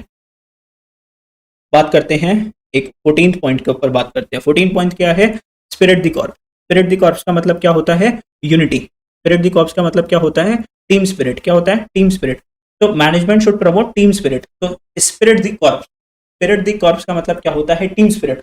पूरी डिपार्टमेंट को एज अ टीम काम करना चाहिए। ऐसा नहीं कि मतलब सारे बंदे अलग अलग डायरेक्शन में काम कर रहे हैं, ठीक है, they should work as a team. जैसे यहाँ पर अगर मैं मान लूँ मैं बहुत अच्छे से काम कर रहा हूँ, अगर आप लोग भी एज अ टीम बहुत अच्छे से काम करोगे, बहुत अच्छे से पढ़ाई करोगे, तो आपके क्या आ जाएंगे, अच्छे मार्क्स आ जाएंगे। तो they should promote team spirit. Unity होनी चाहिए ना, सबके बीच में क्या होना चाहिए, एक प्रॉपर यूनिटी होनी चाहिए, है ना। सब जने एक ही उनके माइंड सेट है, एक ही रूल्स एंड रेगुलेशंस को क्या कर रहे हैं, फॉलो कर रहे हैं। एंड प्रॉपर हार्मनी होनी चाहिए। ऐसा नहीं है लड़ाइयाँ हो रही है, कॉन्फ्लिक्ट्स नहीं होनी चाहिए, प्रॉपर क्या होनी चाहिए, हार्मनी होनी चाहिए among the employees. Management should promote a team work. Manager क्या प्रमोट करेंगे बच्चों, बोलो जल्दी से, टीम वर्क। तो स्पिरिट द कॉर्प्स का मतलब क्या है, टीम स्पिरिट होनी चाहिए, यूनिटी होनी चाहिए, हार्मनी होनी चाहिए अमंग वर्कर्स। मैनेजर्स क्या प्रमोट करेंगे, टीम वर्क। के प्रॉपर टीम के साथ आपको क्या करना है, काम करना है, अकेले काम नहीं करना। चलो जी, stability of personnel. Stability of personnel देख लेते हैं। यहाँ पे सर पर्सोनल का मतलब क्या होता है ना, what do you mean by personnel. Personnel का मतलब होता है एम्प्लॉय।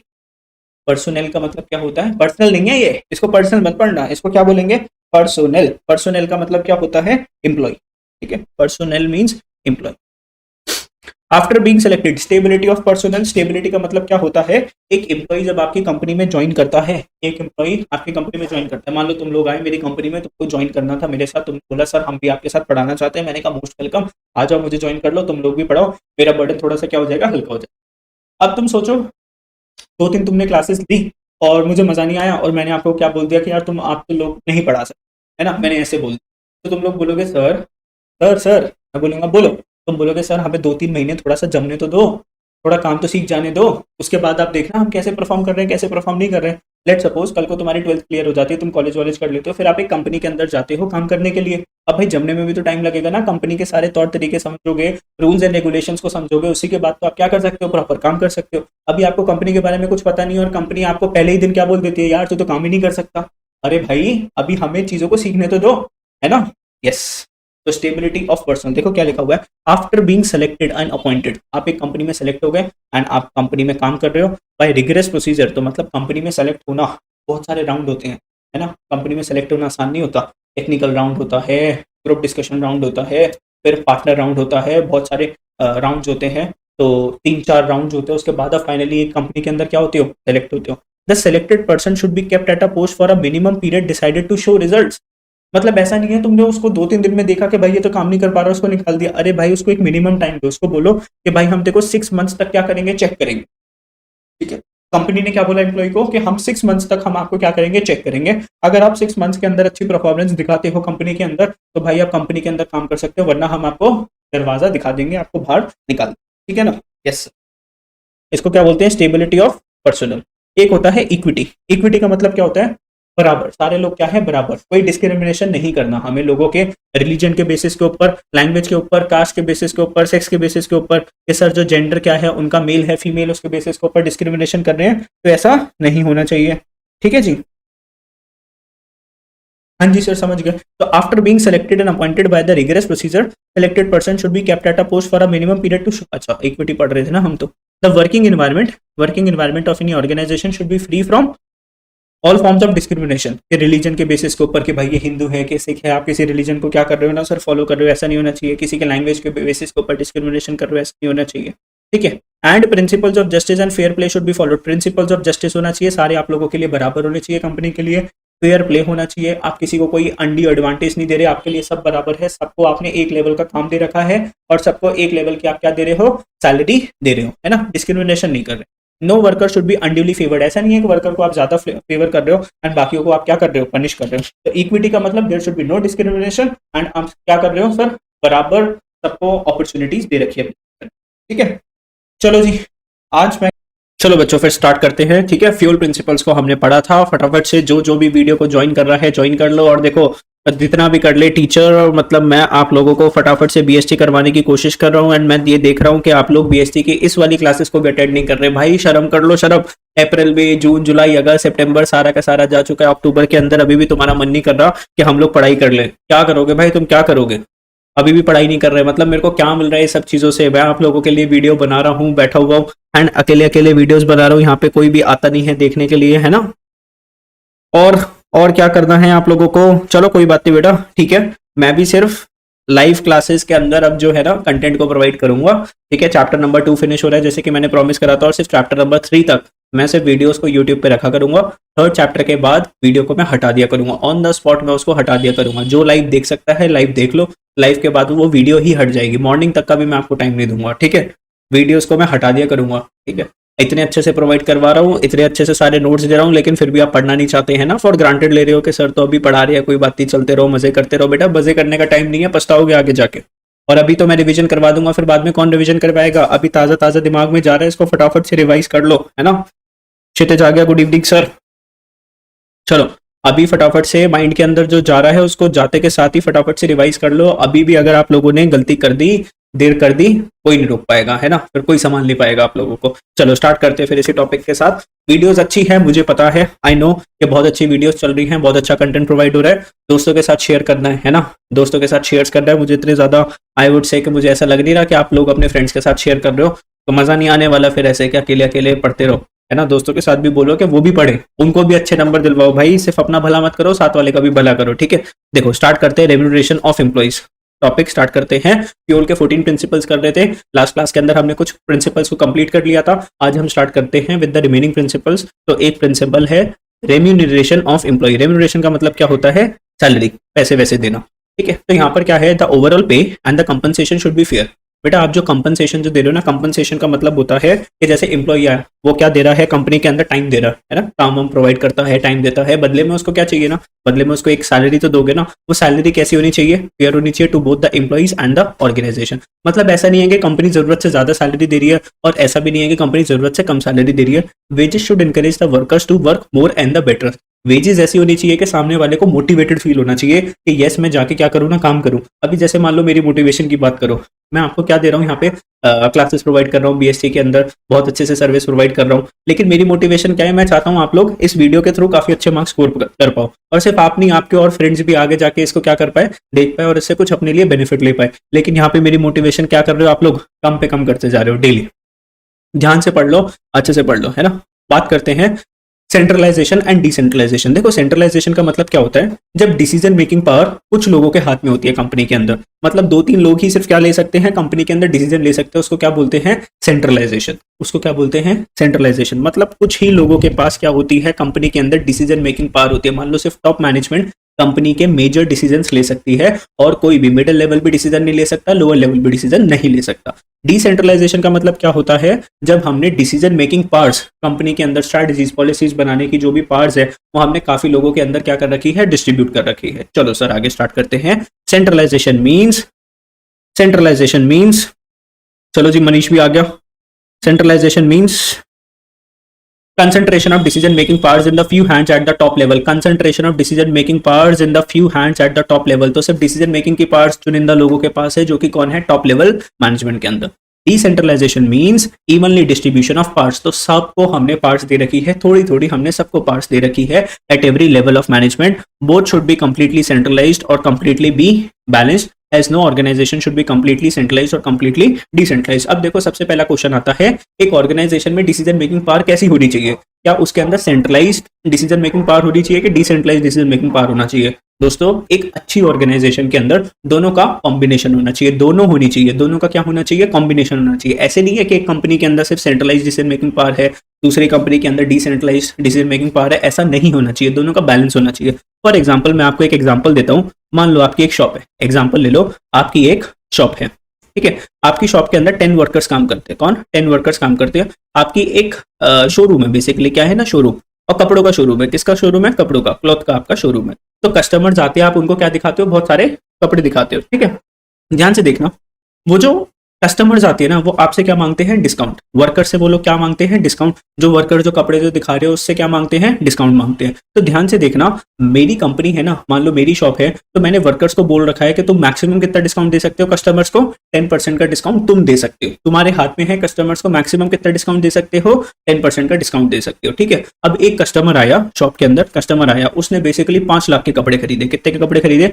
5 लाख की शॉपिंग करी, 5 लाख की उसने शॉपिंग करी। अब वो इस वर्कर से बोलता है कि भाई वर्कर कुछ तो डिस्काउंट देना, इतना सारा मैंने शॉपिंग वॉपिंग करी। तो वर्कर मैक्सिमम कितना डिस्काउंट दे सकता है? 10%। तो वर्कर ने 10% का डिस्काउंट दिया, बोले तो 50,000 का डिस्काउंट दे दिया। तो कस्टमर से कितने पैसे आने थे? 4.5 लाख रुपीज आने थे। अब कस्टमर मान नहीं रहा, कस्टमर क्या बोल रहा है कि मुझे तो और डिस्काउंट चाहिए। तो ध्यान से देखना, और डिस्काउंट देने की पावर किसके हाथ में है? मेरे हाथ में है, मेरी शॉप है। तो 10% से ऊपर के डिस्काउंट की अगर आपको अप्रूवल लेनी है तो वर्कर को मेरे पास आना पड़ेगा। तो ये वर्कर मेरे पास आया, बोला सर बहुत मोटा कस्टमर आया है, 5 लाख की शॉपिंग करी है, कह रहा है कम से कम 15% डिस्काउंट चाहिए उसको। तो मैंने कहा जा छोटू, दे दे उसको 5% का और डिस्काउंट दे दे। तो समझे, यहाँ पर सेंट्रलाइजेशन भी है, डिसेंट्रलाइजेशन भी है। देखो 10% के डिस्काउंट तक क्या है? डिसेंट्रलाइजेशन। तो मतलब 10% का डिस्काउंट हर कोई वर्कर दे सकता है। 10% के डिस्काउंट में हम क्या फॉलो कर रहे हैं? डिसेंट्रलाइजेशन। लेकिन 10% के डिस्काउंट के ऊपर किसका डिसीजन चलेगा? सिर्फ ओनर का डिसीजन चलेगा। उसके अंदर क्या लग गया? सेंट्रलाइजेशन, ठीक है। एग्जाम्पल के थ्रू भी समझा दिया, मजा सा आ गया। फिर बात करते हैं किसी भी काम को करने का क्या होता है, कंपनी के अंदर ऑर्डर होता है, प्लस सर हर एक चीज को रखने का भी क्या होता है ना, एक प्रॉपर स्पेस होना चाहिए। जैसे मान लो आप एक कंपनी को ज्वाइन करते हो तो प्रॉपर आपको क्या मिलना चाहिए? बैठने के लिए कैबिन मिलना चाहिए, है ना। ऐसा नहीं है कि आप कहीं पे भी बैठे हुए हो, एक प्रॉपर आपका एक डेस्क होना चाहिए जहां पे आप मिलोगे, है ना। और हर एक चीज का एक प्रॉपर स्पेस होनी चाहिए। जैसे मान लो आप एक लैपटॉप को यूज कर रहे हो, स्टेपलर को यूज कर रहे हो, प्रिंटर को यूज कर रहे हो, प्रिंटर की शीट्स को यूज कर रहे हो, बहुत सारी स्टेशनरी लगती है ऑफिस के अंदर, उन सब का भी एक प्रॉपर जगह होनी चाहिए रखने के लिए। ऐसा नहीं है तुम्हारा लैपटॉप कहीं और तुम रख के चले गए, लैपटॉप का चार्जर कहीं और रख के चले गए, अगले दिन काम करने के लिए आ रहे हो, तुम्हें अपना लैपटॉप ही नहीं मिल रहा, लैपटॉप का चार्जर ही नहीं मिल रहा, 1 घंटा तो तुमने लैपटॉप ढूंढने में, चार्जर ढूंढने में, अपनी फाइल्स ढूंढने में टाइम लगा दिया। तो कंपनी का कितना टाइम वेस्ट होता है भाई, कितना टाइम वेस्ट होता है ना। तुम सोचो एक कंपनी के अंदर अगर 10,000 एम्प्लॉइज काम करते हैं, कितने 10,000 एम्प्लॉय काम करते हैं, और हर एक घंटे की कीमत, हर एम्प्लॉय की कितनी कीमत है भाई?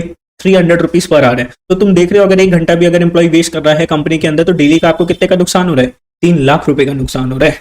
तो देखो क्या लिखा हुआ, a place for everything. Everything के अंदर आ गए non human beings, non human being things, ठीक है, non human being things. Everything का मतलब जैसे कि लैपटॉप ले लो, है ना, स्टेशनरी ले लो, फर्नीचर वगैरह वाली आइटम्स ले लो, डेली यूज के आइटम्स आपकी जो है which are non human beings. Everyone किसके लिए यूज होता है? ह्यूमन बींग्स के लिए यूज होता है, ठीक है। Non living things, basically everything किसके लिए यूज होता है? नॉन लिविंग थिंग्स के लिए, और एवरीवन किसके लिए यूज हो रहा है? लिविंग थिंग्स के लिए। And everyone and everything should be in the designated places. Designated places का मतलब क्या होता है?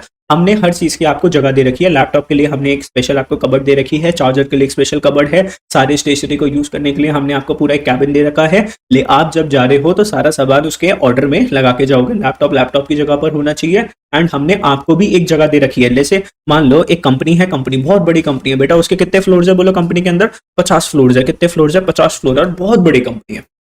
तुम उस कंपनी में गए काम करने के लिए, है ना, तुम काम करते हो कंपनी के अंदर, एंड सर अगर कंपनी ने जो ना आपको एक प्रॉपर प्लेस दे रखी है जहाँ पे आप बैठोगे, तो आपका जो फ्लोर है ना वो कौन सा फ्लोर है, 10th फ्लोर है जहां पर आप बैठते हो, और आपका कैबिन नंबर है 241। कैबिन नंबर कौन सा है आपका, 241। तो अगर किसी को, मान लो ये है मिस्टर राहुल, किसी को मिस्टर राहुल को ढूंढना है, तो मिस्टर राहुल को कहां पे ढूंढेंगे, 10th फ्लोर में कैबिन नंबर 241 के अंदर ढूंढेंगे, ठीक है। लेकिन अगर हमने मिस्टर राहुल को कोई भी जगह नहीं दी, कोई भी कहीं पे भी बैठ रहा है, तो मान लो कंपनी के मालिक को किसको ढूंढना है, मिस्टर राहुल को ढूंढना है। अब वो बेचारा कैसे ढूंढेगा ना राहुल को, 50 तो फ्लोर्स है, और हर एक फ्लोर के अंदर तुम ये मान के चलो 100 कैबिन है, 50 फ्लोर हो गए और हर एक फ्लोर के अंदर 100 कैबिन हो गए, टोटल कितने कैबिन हो गए, 5000 कैबिन। भाई मालिक जो है ना सुबह ढूंढने के लिए निकलेगा, शाम तक उसको राहुल मिलेगा, और पता चले राहुल छुट्टी करके जा रहा है, ठीक है, बात भी नहीं हो पाई। तो हर एक पर्सन का एक प्रॉपर प्लेस होनी चाहिए, वो अपनी प्लेस पर होना चाहिए, हर एक सामान की अपनी प्लेस होनी चाहिए, हर एक सामान अपने प्रॉपर प्लेस पे होना चाहिए। People and material must be in suitable places. देखो यहाँ पे पीपल की भी बात करी, लिविंग बींग्स की, नॉन लिविंग बींग्स की, must be at suitable places at appropriate time for maximum efficiency. जैसे घर पे मम्मी डांट लगाती है ना कि बेटा तू अपना सामान संभाल के नहीं रखता है ना, बहुत लापरवाह है, इधर उधर सामान को फेंक देता है, वो वाली बात है। तो मैनेजमेंट भी आपसे ये बोलना चाहती है कि भाई अपने सामान को संभाल के रखो। फिर बात करते हैं, एक पॉइंट है initiative. Worker should be encourage to develop and carry out the plan for improvement.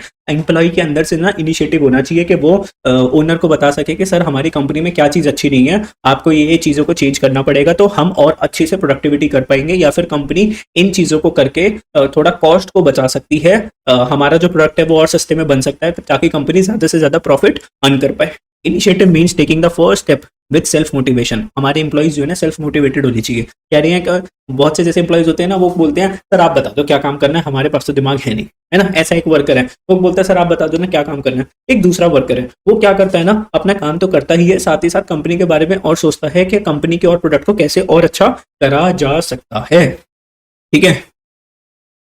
चलो सर समझे, थोड़ी बहुत नहीं समझे, है ना, समझे तो हो गए। चलो आगे चलते हैं। It is thinking out and executing the plan. तो वर्कर ने कोई प्लान वगैरह बनाया और उस प्लान को फिर फाइनली बहुत अच्छे से क्या करता है, एग्जीक्यूट करता है खुद से, किसी को बोलना नहीं पड़ता। ओके सर समझ गए, सर हम समझ गए, समझ गए। तो आ चलते हैं, और कौन सा बचा है, हाँ ये बहुत इंपॉर्टेंट है, अथॉरिटी एंड रिस्पॉन्सिबिलिटी। बहुत अच्छी चीज है। देखो अथॉरिटी का मतलब होता है पावर्स, अथॉरिटी का मतलब क्या होता है, पावर। क्या होता है, पावर। पावर नहीं बोल के इसको क्या बोलेंगे, पावर। पावर मिलती है आपको। और रिस्पॉन्सिबिलिटी, ध्यान से देखो, अगर मैं आपको एक रिस्पॉन्सिबिलिटी दे दूं और उसके साथ एक पावर्स ना दूं, तो सर वो रिस्पॉन्सिबिलिटी किसी भी काम की नहीं है। जैसे फॉर एग्जांपल बैंक के अंदर जब भी आप जाते हो तो बैंक के ऊपर देखते हो, गेट के ऊपर एक सिक्योरिटी गार्ड बैठा होता है। हाँ जी सर, एक सिक्योरिटी गार्ड तो बैठा होता है। सिक्योरिटी गार्ड के हाथ में क्या होती है सर, एक गन होती है। क्या होती है, एक गन होती है। तो मैंने उस सिक्योरिटी गार्ड को बोलो क्या रिस्पॉन्सिबिलिटी दे रखी है, मैंने कहा है भैया अगर तुम्हें ऐसा लगता है कि कोई भी अननेसेसरी पर्सन बैंक के अंदर घुस रहा है, तो आपके पास हमने क्या दे रखा है, अधिकार दे रखा है कि आप उसको क्या कर सकते हो। आपको ऐसा लग रहा है वो चोर चक्का बंदा है, he is not the correct person to enter the bank, तो आपके पास क्या है, गन है। आपके पास गन है, आपकी क्या रिस्पॉन्सिबिलिटी है कि आपको हमें जो है ना उससे बचाना है, आपको उस चोर डाकू से हमें क्या करना है, सेव करना है। लेकिन भैया हम आपको गन चलाने की पावर नहीं दे रहे, हम आपको गन चलाने की पावर नहीं दे रहे। हमने आपको रिस्पॉन्सिबिलिटी तो दी है कि आपको हमारी जान बचानी है, लेकिन सर आप गन को जो है ना नहीं चला सकते, हम आपको ऐसा पावर नहीं दे रहे। हमने आपको गन चलाने की अथॉरिटी नहीं दी, लेकिन रिस्पॉन्सिबिलिटी दी कि हमारी जान बचा देना। बेटा क्या होएगा उस गनमैन का, तुम सोचो, जो गेट पे जो खड़ा हुआ है। चोर तो आएगा, वो गार्ड क्या करता रहेगा, भाई अंदर मत घुसियो, अंदर मत घुसियो, गोली मार दूंगा, गोली मार दूंगा, गोली मार दूंगा। उसके पास पता है ना कि उसके पास पावर नहीं है गोली चलाने की, अगर उसने गोली चला दी उसकी जॉब चली जाएगी। और चोर क्या करेगा, फटाफट से उसको गोली मार के बैंक के अंदर घुस जाएगा, पैसे लूट के चला जाएगा। कर लो फिर क्या होगा। तो बेटा जितनी बड़ी आपकी रिस्पॉन्सिबिलिटी होती है उतनी बड़ी आपको क्या चाहिए, अथॉरिटी चाहिए। अगर आपको रिस्पॉन्सिबिलिटी मिली उसके साथ अथॉरिटी नहीं मिली, तो रिस्पॉन्सिबिलिटी किसी भी काम की नहीं है। तो रिस्पॉन्सिबिलिटी के साथ क्या चाहिए, अथॉरिटी चाहिए। जैसे मान लो तुम लोग मेरे पास आते हो पढ़ने के लिए, तो मेरी रिस्पॉन्सिबिलिटी क्या है कि मैं आपको क्या करवाऊं, सब्जेक्ट्स को करवाऊं अच्छे से, अकाउंटेंसी कराऊं, इकोनॉमिक्स पढ़ाऊं, बीएसटी पढ़ाऊं अच्छे से। और मेरे पास पेरेंट्स ने क्या दे रखी है, अथॉरिटी दे रखी है कि सर नहीं पढ़े ना तो आपको पूरी की पूरी अथॉरिटी है कि 2-4 इनके कान पे आप क्या कर सकते हो, लगा सकते हो। तो रिस्पॉन्सिबिलिटी है ना बड़ी, कि मुझे आप लोगों के अच्छे मार्क्स दिलवाने हैं, बहुत बड़ी रिस्पॉन्सिबिलिटी है। उसके साथ मुझे क्या चाहिए थी, अथॉरिटी भी चाहिए थी। पेरेंट्स ने मुझे अथॉरिटी भी दे रखी है ना। मजे की बात सर, बात तो आप सही कह रहे हो सर, मजे की बात तो है ना। चलो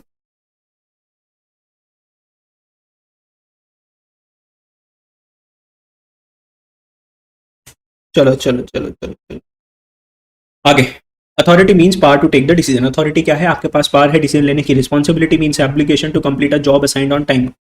रिस्पॉन्सिबिलिटी का मतलब क्या है, जिम्मेदारी, जो कि आपको टाइम से काम कंप्लीट करके देना है। Authority and responsibility should go hand in hand, दोनों बराबर चलनी चाहिए। जितनी बड़ी रिस्पॉन्सिबिलिटी उतनी ज्यादा आपको क्या चाहिए, पावर चाहिए। जितनी ज्यादा रिस्पॉन्सिबिलिटी उतनी ज्यादा अथॉरिटी। मियर रिस्पॉन्सिबिलिटी, आपने सिर्फ मेरे को रिस्पॉन्सिबिलिटी दे दी विदाउट अथॉरिटी, मतलब आपने मेरे को तो अथॉरिटी दी ही नहीं ना। पेरेंट्स ने बोल दिया आप हमारे बच्चों को अच्छे मार्क्स दिलवा दो, लेकिन हमने आपको अथॉरिटी नहीं दी कि आप हमारे बच्चों को हाथ नहीं लगा सकते, बच्चे मजाक बना के चले जाएंगे क्लास का। Makes an executive less interested in discharging the duties, मैंने कहा जी मैं ऐसे बच्चों को नहीं पढ़ा सकता, ये तो मस्ती मारते रहते हैं क्लास के अंदर, ना टेस्ट देते ना कुछ देते, और आपने मेरे को अथॉरिटी भी नहीं दी इनको मारने के लिए, है ना।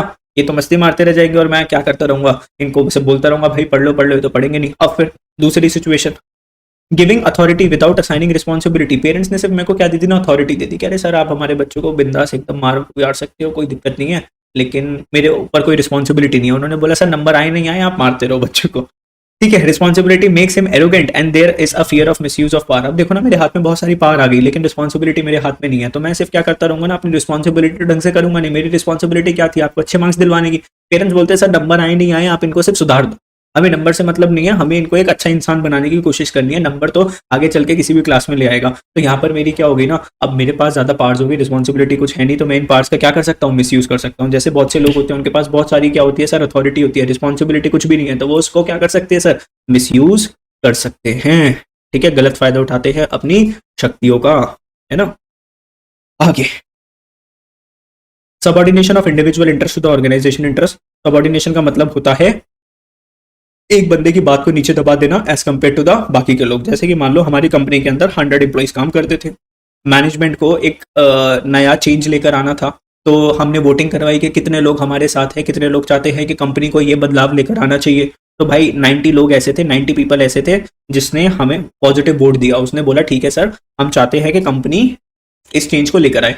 10 लोग जो है वो बोलते हैं कि नहीं ये चेंज नहीं आना चाहिए, ये कंपनी के लिए अच्छा नहीं है। तो हम क्या करेंगे, हम क्या करेंगे ना भाई, उस चेंज को फॉलो करेंगे कि नहीं करेंगे। ऑब्वियसली सर हम इन 90 लोगों के साथ जाएंगे और कंपनी के अंदर चेंजेस लेकर आएंगे, मतलब हम दबा देंगे, हम सबऑर्डिनेशन कर देंगे किसी भी इंडिविजुअल इंटरेस्ट को to the general interest. General interest क्या बोलता है, पूरी कंपनी क्या बोल रही है कि यस ये डिसीजन कंपनी के लिए अच्छा है, कंपनी को ये डिसीजन के हिसाब से थोड़े से चेंजेस लेने पड़ेंगे, इनकी बात मत सुनो सर, तो इनकी बातों को हम दबा देंगे। तो the interest of the organization should be priority. भाई किसका भला सबसे ऊपर देखना पड़ेगा, एम्प्लॉय का भला कि कंपनी का भला, ऑब्वियसली सर कंपनी का भला। और वहां पे देखो ना कंपनी के साथ कितने एम्प्लॉय भी है, 90 एम्प्लॉयज भी है, 10 एम्प्लॉयज तो सिर्फ क्या कर रहे हैं सर, बगावत कर रहे हैं सर, बागी हो चुके हैं, बागी।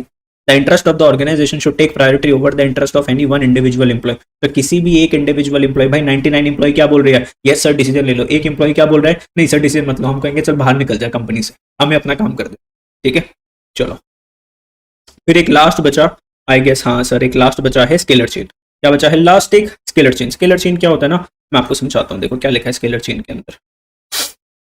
कभी भी आपको कंपनी के अंदर किसी भी मैनेजर से कम्युनिकेट करना पड़ता है ना, तो एक हायरार्की आपको फॉलो करनी पड़ती है। मान लो एक बंदा है, मान लो यहाँ पर है सेल्स डिपार्टमेंट और यहाँ पे है प्रोडक्शन डिपार्टमेंट, और ये है टॉप मैनेजमेंट। ये कौन है, टॉप मैनेजमेंट। अब एफ को जो है ना किससे बात करनी थी, जी से बात करनी थी। एफ को किससे बात करनी थी, जी से बात करनी थी। हम क्या करते हैं ना, एक चेन फॉलो करते हैं, पहले एफ डी को बोलेगा, डी बी को बोलेगा, बी ए को बोलेगा, ए सी को बोलेगा, सी ई को बोलेगा और ई जी को बोलेगा। इसको बोलते हैं क्या, हमको फॉलो करना पड़ेगा स्केलर चेन। इसको क्या बोलते हैं, स्केलर चेन। मतलब आपको एक ही बात को कम्युनिकेट करने के लिए एक हायरार्की फॉलो करनी पड़ती है। एक बंदा दूसरे को, दूसरा बंदा तीसरे को, तीसरा बंदा चौथे को, फाइनली उस बंदे तक फिर बात पहुंचेगी। अब तुम बोलोगे सर ये क्या पागलपंती वाली बात है, हमें अगर एकदम फटाफट से डिसीजन लेना है तो यहाँ पर तो इधर उधर बात पहुंचने में इतना टाइम लग जाएगा, और सर पता चले हमने बोला कुछ और था, वहां तक पहुंचते पहुंचते पहुंचते पहुंचते सारा मैसेज ही खराब हो गया हमारा। तो हम बोलना कुछ चाहते थे, सामने वाले ने समझा कुछ और दिया। तो यहाँ पे अगर हम स्केलर चेन की बात करें तो इसमें क्या लिखा हुआ है, the formal lines of authority between superiors and subordinate from the highest to the lower rank is known as scalar chain.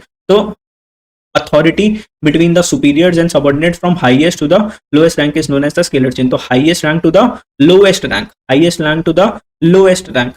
The chain should not be violated but in emergency। देखो इस चेन को जो है ना आप violet नहीं कर सकते, ऐसा नहीं है क्या आप जब किसी से कम्युनिकेट कर रहे हो तो इस चेन को फॉलो नहीं कर रहे, ऐसा नहीं है। लेकिन लेकिन लेकिन लेकिन लेकिन but in emergency employees at the same level can contact through gang plan. तो एफ जो है वो जी से बात कर सकता है at the time of emergency, और इस पॉइंट को हम क्या बोलेंगे, गैंग प्लैंक। इस पॉइंट को हम क्या बोलते हैं, गैंग प्लैंक, ठीक है।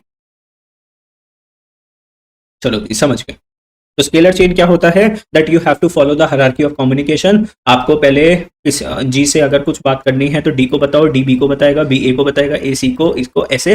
लेकिन अगर इमरजेंसी की सिचुएशन है तो एफ सीधा जाके किससे बात कर लेगा, जी से बात कर लेगा, जिसको हम बोलते हैं स्केलर चेन या फिर गैंग प्लान इसका नाम। चलो ठीक है सर, समझ गए? यस यस सर, समझ गए। अब फिर बात करते हैं सर साइंटिफिक मैनेजमेंट। क्या बात कर रहे हैं सर? साइंटिफिक मैनेजमेंट की बात करेंगे। सर ये साइंटिफिक मैनेजमेंट कॉन्सेप्ट होता क्या है? देखो क्या लिखा हुआ है, scientific management is the art of knowing exactly what you want your men to do and seeing that they do in the best and the cheapest way. आप क्या चाहते हो कि आपके जो मेन्स हैं, आपके जो एम्प्लॉइज है वो कैसे काम करे, आपके जो एम्प्लॉइज है वो कैसे काम करे, and what is the best method to do that thing and what is the cheapest way to do that thing. मतलब आपको एक काम करना है अपनी कंपनी के अंदर, आप क्या बोलोगे ना सर, एक बेस्ट मेथड ढूंढोगे कि सर उस काम को सबसे करने का सबसे बढ़िया तरीका क्या है और सबसे सस्ता तरीका क्या है। तो यहाँ पे हमको साइंटिफिक मैनेजमेंट के कुछ रूल्स बताए हैं। जैसे कि पहला रूल क्या है, science not rule of thumb. तो साइंटिफिक मैनेजमेंट की कुछ जो है ना टेक्निक्स है, जैसे कि science not rule of thumb, harmony not Discord, cooperation not individualism, development of each and every person to his or her greatest efficiency and prosperity, development of each and every personal to his or her greatest prosperity। ठीक है, efficiency and prosperity। तो पहला point हम पढ़ रहे हैं, science not rule of thumb, science not rule of thumb. देखो इसके अंदर क्या लिखा हुआ है सर, जो पुराने मेथड थे ना बिजनेस करने के, ठीक है, अंगूठा टेक मेथड, उसको आप खत्म कर दो। नई टेक्नोलॉजी आ चुकी है, नई एडवांसमेंट हो चुकी है, नई टेक्नोलॉजी को यूज करो बिजनेस को करने के लिए। मतलब जो पुराने मेथड थे ना उनको खत्म करो। आज का नया बिजनेस क्या है सर, टेक्नोलॉजी बनाओ सर, अपनी वेबसाइट बनाओ, वेबसाइट के अंदर प्रोडक्ट्स को डालो, डिजिटल वे के अंदर प्रोडक्ट को सेल करो। जैसे मान लो आज की टेक्नोलॉजी देख लो, तुम कैसे क्लासेस को पढ़ रहे हो, कितनी बढ़िया क्लासेस आपको प्रोवाइड करी जा रही है। तो सर ये हो चुका है नया मेथड आज की टेक्नोलॉजी का, science not rule of thumb. Scientific inquiry in all management practices. हर एक मैनेजमेंट प्रैक्टिस के अंदर कुछ भी आप मैनेजमेंट का डिसीजन ले रहे हो तो उसके पीछे कोई साइंटिफिक लॉजिकल रीजन होना चाहिए। ऐसे नहीं है कि पंडित जी ने बोल दिया था तो हमने उस हिसाब से ऐसे चेंजेस कर दिया। No, there should be some scientific inquiry, scientific decision making होनी चाहिए। Replace the rule of thumb method by scientific research and analysis. मतलब ऐसा नहीं है कि हमारे तो पापा, ग्रैंडफादर, ग्रैंडफादर इसी तरीके से इस प्रॉब्लम को सॉल्व कर रहे थे, इस कंपनी को इस तरीके से चला रहे थे, लेकिन आज की डेट में आपको ऐसा नहीं करना। आपको ऐसे मेथड ढूंढने हैं जिसके पीछे कोई साइंटिफिक रिसर्च एंड एनालिसिस आपने कर रखी है। ठीक है, investigate traditional methods to find out the standard method. तो ट्रेडिशनल मेथड से कुछ एक अच्छा सा कोई स्टैंडर्ड मेथड निकालो एंड उसके अंदर थोड़ा सा तड़का लगाओ टेक्नोलॉजी का एंड फिर उसको यूज करो। इससे क्या होएगा, ह्यूमन एनर्जी सेव होएगी। तुम सोचो कंपनी के अंदर पहले बहुत सारे एम्प्लॉइज काम कर सकते थे, अगर आज की डेट में वो काम मशीनरी कर सकती है तो मशीन को लेकर आओ, कम से कम छुट्टी तो नहीं मारेगी, कम से कम कॉन्स्टेंटली काम तो करेगी एंड वेस्टेज ऑफ टाइम, और आपकी कंपनी का टाइम भी वेस्ट नहीं होना चाहिए। तो इतने से पॉइंट लर्न कर दो, मोर देन सफिशिएंट है। जो मैंने नोट्स बना रखे हैं इन्हीं नोट्स को लर्न कर लोगे, बहुत अच्छे से आपका क्या हो जाएगा, तैयारी हो जाएगी। इसके बाहर आपको कुछ लर्न करने की जरूरत नहीं है। ठीक है, वीडियो अच्छी लग रही है तो फटाफट से, पता है ना आपको क्या करना है, फटाफट से उसको लाइक कर देना है। ठीक है, और मैं देख रहा हूँ कि जो बच्चे इस चैनल को अभी देख भी रहे हैं ना, उन्होंने सब्सक्राइब नहीं कर रखा है। ठीक है, और भी बहुत सारी वीडियोज आएगी चैनल के ऊपर, तो फटाफट से आप चैनल को क्या कर लो, सब्सक्राइब कर लो, है ना। मैं स्टैटिस्टिक्स देख रहा था तो मुझे दिख रहा था कि बहुत से बच्चे देख तो रहे हैं लेकिन उन्होंने सब्सक्राइब नहीं कर रखा। चलो आगे, harmony not Discord, harmony not Discord. भैया आराम से रहो, लड़ाई मत करो, प्रेम भाव से रहो। तो हार्मनी मतलब बिना लड़ाई करके आप क्या करो, बिजनेस करो, लड़ाई मत करो, मतलब कॉन्फ्लिक्ट्स मत करो। कॉन्फ्लिक्ट्स का मतलब क्या होता है, लड़ाई। कंपनी के अंदर ज्यादा लड़ाई मत करो, बल्कि क्या करो, प्यार से रहो कंपनी के अंदर। Manager is the link between. देखो मैनेजर किसके बीच में लिंक होता है, ओनर के बीच में और वर्कर के बीच में। बीच में कौन होता है, मैनेजर। ओनर ने कुछ पॉलिसीज बनाई, स्ट्रैटेजीज बनाई, वो किसको बताती है, मैनेजर को, और मैनेजर आगे किसको पास ऑन करता है, वर्कर्स को। Conflict between managers and workers, हम देखते हैं कि देखो लड़ाई किसके बीच में होती है, टॉप मैनेजमेंट कभी वर्कर से बात करती नहीं है, वर्कर कभी टॉप मैनेजमेंट से बात करता नहीं है। तो लड़ाई किसके बीच में होती है, मैनेजर और वर्कर के बीच में। Emphasize complete harmony between workers and managers. Workers और मैनेजर्स को हमेशा प्यार से रहना चाहिए। Complete mental revolution on part of both, transform their thinking. दोनों को अपनी सोच के अंदर क्या लेकर आना चाहिए ना, चेंज लेकर आना चाहिए। जैसे वर्कर सोचते हैं कि कल को अगर हम काम छोड़ देंगे तो ये कंपनी तो चल ही नहीं सकती। मैनेजर्स क्या बोलते हैं कि हम ही तो हैं जिनके पास दिमाग है, इन वर्कर्स के पास दिमाग थोड़ी ना, ये तो हमारी कठपुतली है, जो हम बोलते हैं उस हिसाब से लोग चलते हैं। तो मतलब ऐसा नहीं होना चाहिए। दोनों को एक दूसरे की क्या सोच, अंडरस्टैंडिंग होनी चाहिए, दोनों को एक दूसरे की इंपॉर्टेंस समझनी चाहिए। Workers not go on strike and manager share prosperity. Workers not go on strike, ऐसे नहीं है कि वर्कर स्ट्राइक पे चलेगा कि भाई करते देखते हैं कौन काम करके देता है कंपनी के अंदर। Manager should share prosperity with the workers. अगर देखो कंपनी बहुत अच्छा अर्न कर रही है ना, तो मैनेजर्स को भी क्या करना चाहिए, वर्कर्स को अच्छी सैलरी देनी चाहिए। ऐसा नहीं है कि भाई कंपनी तो ग्रो कर रही है और वर्कर्स की सैलरी कभी बढ़ नहीं रही, ये बात क्या है, गलत। ठीक है। अब ये कुछ एग्जांपल है, जैसे Japanese work culture. Japanese work culture में क्या होता है, जब आपका एम्प्लॉय आपसे नाराज होता है ना, जैसे इंडियन वर्क कल्चर क्या है, अगर एम्प्लॉय नाराज होता है तो काम छोड़ के चला जाता है, पता चला भाई अपने गाँव चला गया, ठीक है, उसको फोन मिलाते हैं, भाई तू काम पे क्यों नहीं आया, पता चला वो अपने गाँव में बैठा हुआ बीवी बच्चों के साथ खेल रहा है।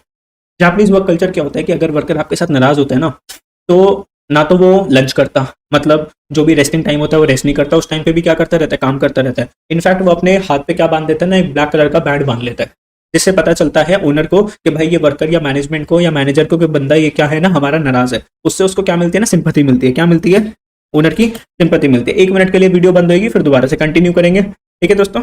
Yes sir.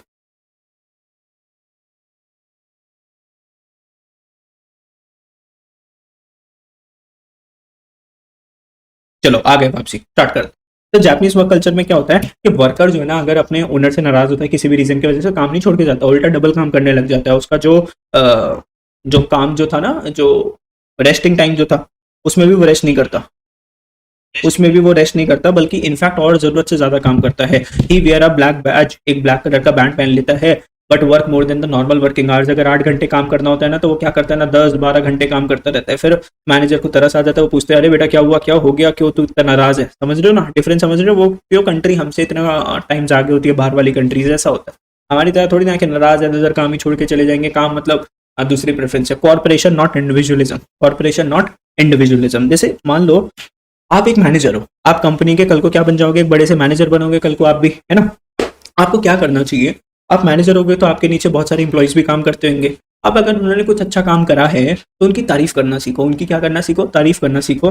और उनको ना अप्रिसिएशन दो। हमेशा ऐसे मत करो कि भाई मैंने तुमको बहुत अच्छी सी ट्रेनिंग दी थी तो तुम ये काम कर पाए, ठीक है, मैंने तुम्हें बहुत अच्छे से समझाया था तो तुम ये काम कर पाए, ठीक है, मैंने तो तुम लोग जब फंस गए थे तो मैंने तुम्हें सोल्यूशन बताया था जिस वजह से तुम ये काम कंप्लीट कर पाए। तो यहाँ पर क्या आता है ना, मैंने मतलब क्या आता जा रहा है, आई, मेरी वजह से, मेरी वजह से, मेरी वजह से, जबकि ऐसा नहीं होना चाहिए। आप टीम में काम कर रहे हो ना, टीम स्पिरिट होनी चाहिए। हमने फ्यूल के प्रिंसिपल में क्या पढ़ा था, स्पिरिट दी कॉर्प्स। तो यहाँ पे आई को आप रिप्लेस कर दो बी के साथ। आप हमेशा ये बोलो अपनी टीम को कि भाई हम लोगों ने मिलकर इतना बड़ा काम को पूरा कर दिया, हम लोगों ने इस कंपनी के अंदर सेल्स को बढ़ा दिया, हम लोगों ने कंपनी के ऑब्जेक्टिव्स को अचीव कर दिया।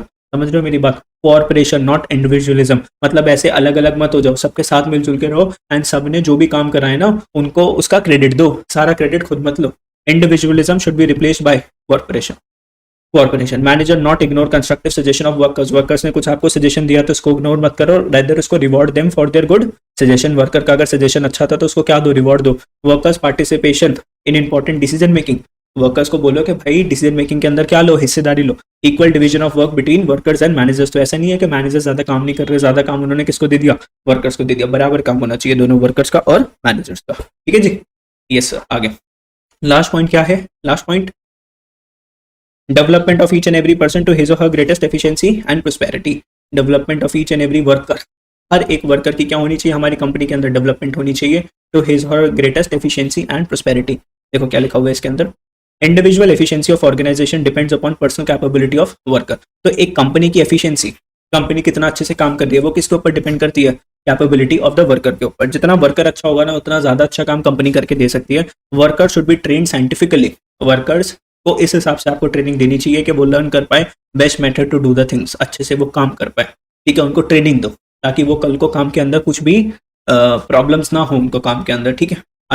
Assign work according to their physical, mental and intellectual capacity. भाई वर्कर को देख के काम दो ना, मतलब एक पर्सन है वो ज्यादा प्रेशर हैंडल नहीं कर सकता और तुम एकदम से उसको इतना प्रेशर वाला वर्क दे दोगे तो काम नहीं कर पाएगा, ठीक है। तो वर्कर्स की क्वालिटीज के हिसाब से और उनकी स्किल्स के हिसाब से, उनकी मेंटल कैपेसिटी के हिसाब से उनको आपको काम देना चाहिए। Provide required training so that they produce more and earn more.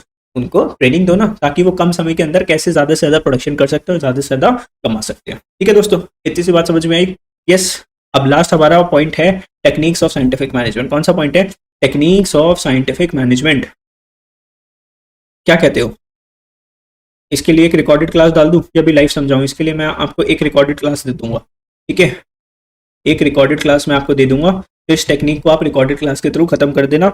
आज मैं बेसिकली क्या करता हूँ, इस क्लास को अभी